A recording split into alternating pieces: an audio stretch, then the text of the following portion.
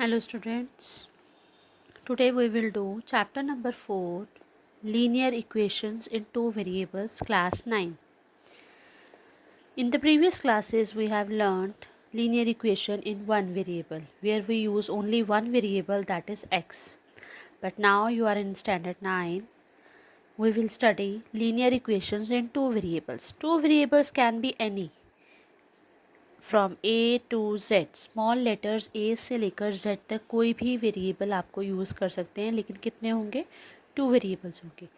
छोटी क्लासेस में आपने जो किया होगा उसमें सिर्फ एक ही वेरिएबल यूज़ होता था, जो होता था सिर्फ एक्स या फिर वाई या कोई भी एक अल्फ़ाबेट स्मॉल लेटर्स का। तो अब बड़ी क्लासेस में क्या हो रहा है, 9th क्लास में जैसे हमें टू वेरिएबल्स के बारे में पढ़ना है। In the 8th class we also have solved the linear equation in two variables. अब हमने इसकी रीडिंग करनी है। What is linear equation? Linear equation क्या होती है?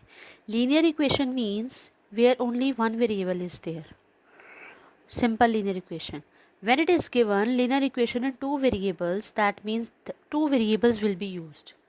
And the example of two variables is this: x plus y equal to 176. Now this is the two variables. X and y are the two variables you have used. So now come to the example. First example we will study because it is also related to the exercise part also.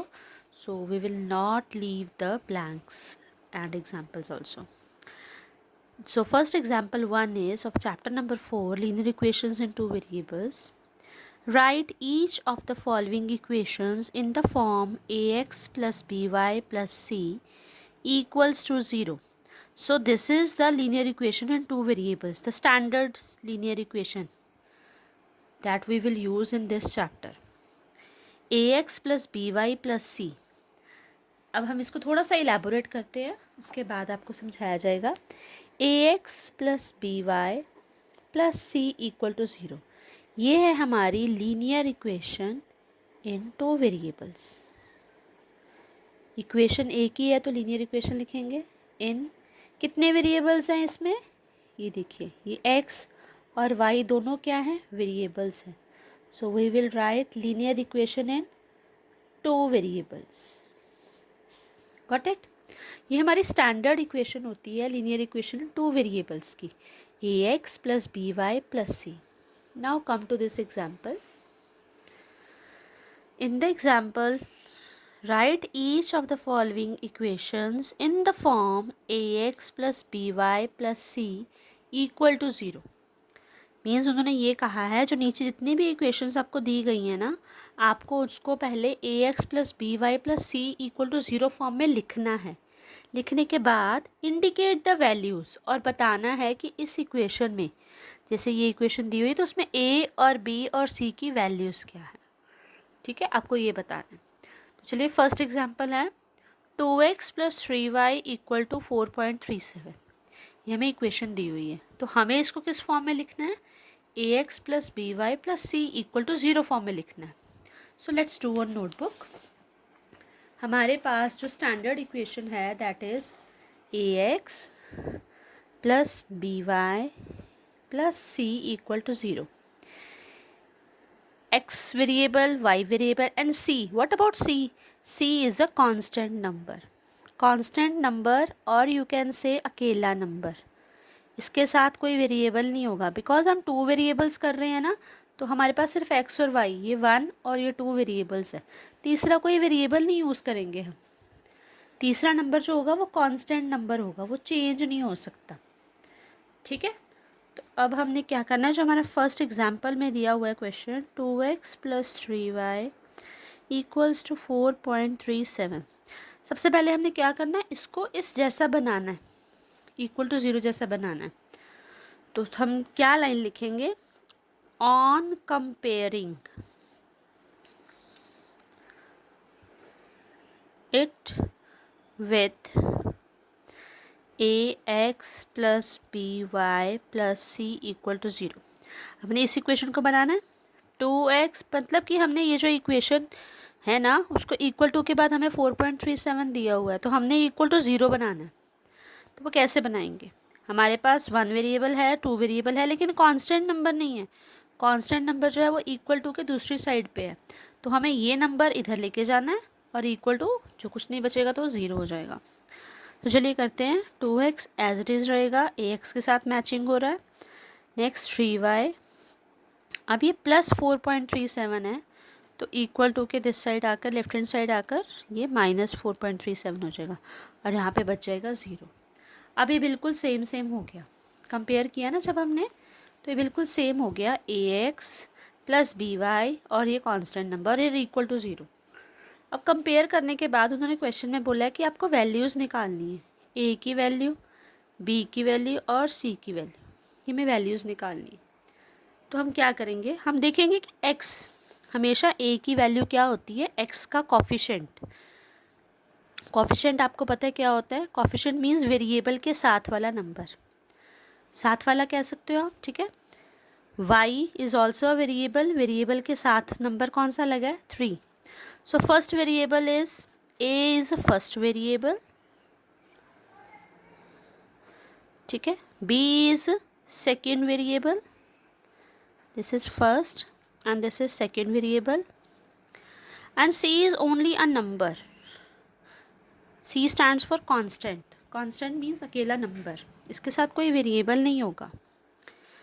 तो इसके according हमारे पास a की value क्या आएगी, हमारा जो first variable है a, first variable x है, इसके अकॉर्डिंग तो x के साथ हमारा कौन सा नंबर लगा हुआ है, 2। Second variable is y, 3 coefficient, and number is constant c इसके साथ कंपेयर करेंगे तो आ जाएगा हमारा -4.37। So this is our answer. The values a equals to 2, b equals to 3 and c equals to -4.37। Now let's take another example. Another example is x minus 4 equals to under root 3y. Okay, so this is the equation. We will write the standard equation of linear equation in two variables. Standard equation हमें हमेशा लिखनी है जब भी हम compare करेंगे। तो first step means step 1 लिख ले, तो यहाँ पे स्टेप 1 क्या होगा, तो क्या हमने इस इक्वल टू के साइड जो भी नंबर्स हैं उसको इस तरह लेके आना है और इक्वल टू 0 कर देना। दैट मीन्स हमने x minus 4 as it is रहेगा, ये plus under root 3 over y है, इस साइड आके minus under root 3 over y हो जाएगा और इक्वल टू 0 हो जाएगा। तो बिल्कुल मैच हो गया। अब नेक्स्ट स्टेप क्या होएगा, इसमें एक स्टेप बढ़ जाएगा क्योंकि x वेरिएबल तो है लेकिन y वाला इसके साथ नहीं है, तो आप इसको ऐसे लिख लोगे। जस्ट हमने ये अदला बदली की है, इस साइड लेफ्ट हैंड साइड ही की है, तो साइन चेंज नहीं होंगे इसमें। अगर दूसरी तरफ से आते हैं या लेके आते हैं तो साइन चेंज होते हैं। जैसे ये +3√5 +3√y है, तो इस साइड लेफ्ट हैंड साइड आकर ये -√3y हो गया। लेकिन अभी तो हमने जस्ट जगह चेंज की है कि वो x वाला वेरिएबल y के साथ ही रहेगा, तो x -√3/y -4 as it is. Now बहुत इजी है, आप सीधा सा लगा लो कि ये a है, this is b and this is constant. So हमारे पास x है, x वेरिएबल के साथ कोई भी नंबर नहीं लगा हुआ, तो जब कोई भी नंबर नहीं लगा होता दैट मीन्स 1 होता है उसके साथ। अगर अकेला वेरिएबल है, कोई नंबर नहीं है उसके साथ, कोफिशिएंट नहीं है उसका। नेक्स्ट हमारे पास b है, b हमेशा y वाला होता है, तो b इसका y का कोफिशिएंट क्या है, -√3। Again c is -4। So this is your answer. Questions are very easy. If you people have any doubt, you can ask me. We will do the next question also. 4 equals to 5x minus 3y. थोड़ा जल्दी करेंगे। 5x minus 3y as it is plus 4y becomes -4 equal to 0. Step 1 याद है ना कि हमने equal to 0 करना है इसको, मतलब इक्वल टू के दूसरी साइड जो भी नंबर है उसको दूसरी साइड ले आना है। अब हमारा हो गया, a हमारा 5, b -3। साइंस का ज़रूर ध्यान रखना है, अगर साइन उलट पुलट कर दिए तो आंसर भी उलट पुलट हो जाएगा। और this question comes in 2 number, so 2 number फालतू के गंवाने नहीं हैं, अच्छे से समझ के करने हैं आपने। अब कुछ केसेस ऐसे भी होंगे जिसमें हमारे पास दो वेरिएबल होंगे लेकिन कांस्टेंट नहीं होगा, क्योंकि जब हम इसको इसके साथ कंपेयर कर रहे हैं ना, देखिए 2x plus 3y b y equal to c plus equal to 0। So 2x equal to के दूसरी साइड क्या था, y था, तो मैं इधर ले आई। ठीक है, अब जब मैं कंपेयर करूँगी इस इक्वेशन के साथ, इस इक्वेशन के साथ कंपेयर किया, इसके साथ किया, c वाला बंदा तो मिसिंग है, वो तो है ही नहीं। सो a हमारा 2, b इज़ -1 एंड c वो कहाँ गया, वो तो इस इक्वेशन में दिख ही नहीं रहा। तो जो बंदा नहीं है भाई, तो उसकी जगह क्या आएगा, 0। ये बात याद रखना। कोई भी नंबर मिस हो सकता है फर्स्ट वेरिएबल मिस हो सकता है सेकंड वेरिएबल मिस हो सकता है कांस्टेंट नंबर मिस हो। तो जो आपके पास नंबर मिस है, जो नहीं है वहाँ पे, तो उसकी जगह आप 0 लगा दोगे। खुद से नहीं नंबर लगाना है आपको, you will write 0। Okay, so let's do exercise question also. Exercise में क्वेश्चन है आपका एक्सरसाइज 4.1 का फर्स्ट क्वेश्चन पहले देखते हैं। The cost of a notebook is twice the cost of a pen. Write a linear equation in two variables to represent this statement. अब जैसे कि हमें टू वेरिएबल्स यूज़ करने हैं, तो टू वेरिएबल्स आप कोई भी कर सकते हो। हम यहाँ पे x और y ले रहे हैं क्योंकि हमें हिंट में दिया हुआ है take the cost of a notebook be x and that of a pen to be y। मतलब हमने दोनों की इक्वेशन क्या लेनी है, x और y में लेनी है कांस्टेंट टर्म्स की। तो चलिए करते हैं question number 1 of exercise 4.1। Exercise 4.1 question number 1। तो जैसा कि क्वेश्चन में ही था हमारे पास कि लेट करना है हमें cost of a notebook. So let means मान के चलना है। Late the cost of notebook. Notebook इन्होंने कौन सी वेरिएबल के साथ ली है, ₹x। ठीक है, next let the cost of pen. Pen को दूसरे वेरिएबल के साथ लिया है, दैट इज़ ₹y। ना ही हमें नोटबुक की कॉस्ट पता है, ना ही हमें पेन की कॉस्ट पता है। सो अभी क्या लिखना है हमने इसमें, हमने बनानी है इसकी इक्वेशन बनानी है, लीनियर इक्वेशन बनानी है, लेकिन टू वेरिएबल्स वाली। अब क्वेश्चन के अकॉर्डिंग देखिए, क्वेश्चन में लाइन का क्या मतलब है, the cost of a notebook. Cost of a notebook क्या है, x है। इज़ का मतलब होता है equal to twice the cost of a pen. Twice मतलब मल्टीप्लाई बाय 2। ठीक है, तो अब हम इक्वेशन फॉर्म करेंगे, तो इक्वेशन बनेगी। यहाँ पे हमेशा लिखते हैं, जब भी ऐसा कोई क्वेश्चन आता है तो लिखते हैं ATQ। अब ATQ का फुल फॉर्म क्या होता है, अकॉर्डिंग टू क्वेश्चन। इसका मतलब ये होता है, तो अकॉर्डिंग टू क्वेश्चन लिख लिया हमने। Now the cost of a notebook. Notebook की कॉस्ट कितनी है, x है। इज़ मतलब इक्वल टू, यहाँ पे कुछ शॉर्ट फॉर्म्स दी गई हैं। इसका मतलब होता है इक्वल टू, एंड ट्वाइस का मतलब होता है मल्टीप्लाई विथ 2। ठीक है, 2 के साथ मल्टीप्लाई करते हैं। मल्टीप्लाई का साइन छोटा सा डालूंगी ताकि आपको x के साथ कोई वो लगे ना, मिक्सअप ना हो जाए आपका।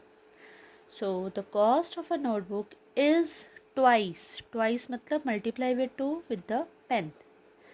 सो x is equal to 2 into y is 2y। अब अगेन हम इसको जब इक्वेशन में कंपेयर करते हैं, तो हमारा रूल क्या होता है कि हमने इक्वल टू 0 करना होता है।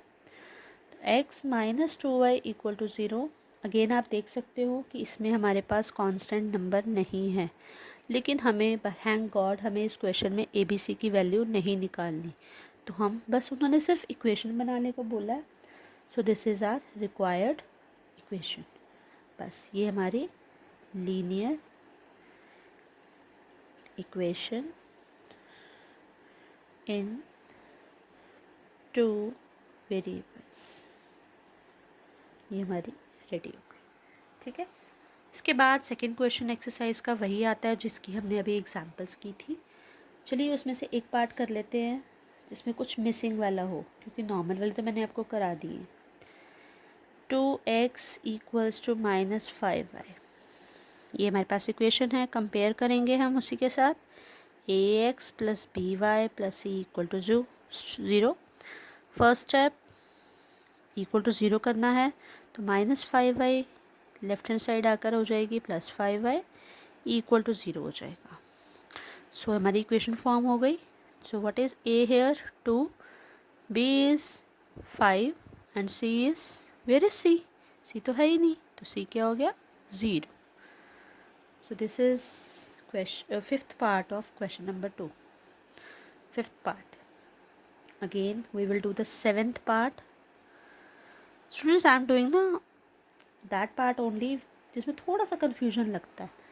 बाकी के parts तो I know that you are brilliant students and you will do yourself. In case अगर आपको कोई भी question नहीं समझ आता है, do comment me and I will solve for you. So this is already in equal to 0 form. So no need to do step 1. Step 1 इसमें करने की ज़रूरत नहीं है.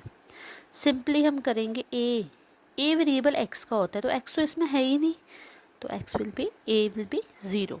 सो बी इज़ वाई के साथ क्या लगा कोफिशिएंट कोई भी नहीं लगा तो कोई भी ना लगा हो तो 1 होता है. Then we have c is constant number this is -2. So this is our answer. I hope आपको समझ आ गया होगा. अगर आपको कोई भी क्वेश्चन समझ नहीं आया तो यू कैन आस्क मी.